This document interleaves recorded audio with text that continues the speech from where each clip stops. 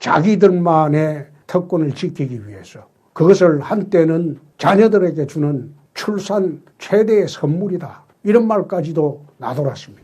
더 이상 이런 일은 없어져야 하고 또 없어야 합니다.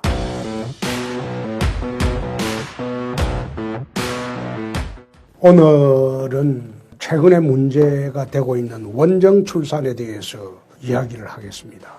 이 원정 출산이라는 개념이 대한민국에서 처음 문제된 게 2001년도 10월 21일 날 KBS 추적 60분이 보도를 하면서 원정 출산이 문제가 됐습니다. 사실 원정 출산이라는 것이 1980년대 초부터 LA라든지 미국 이쪽으로 우리나라 임산부들이 일시 체류하면서 아이를 낳으면서 미국 국적을 취득하게 한 일이 비일비재했습니다. 그런데 본격적으로 문제가 된 것은 2001년도 10월 21일 추적 60분에서 보도를 하면서 한국 사회에 이 문제가 부각이 됐습니다.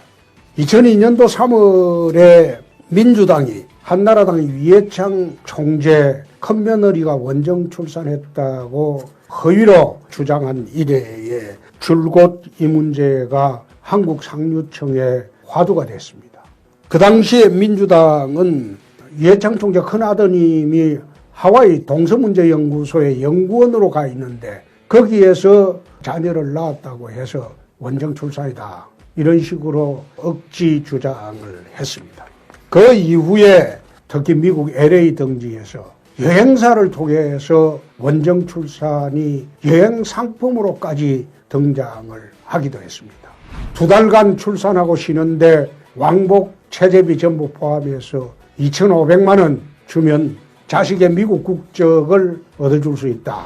그렇게 해서 원정 출산이 대유행을 했습니다.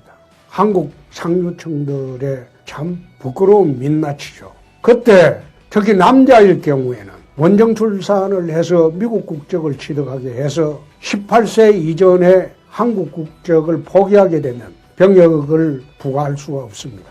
미국 사람이 되어버리기 때문입니다. 그래서 제가 2005년도에 이것은 참으로 잘못된 것이다. 국적법을 개정하기로 했습니다.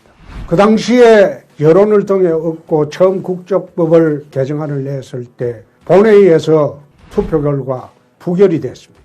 그중에 손주나 자녀들이 이중국적자로 되어 있는 의원들이 제법 있었습니다.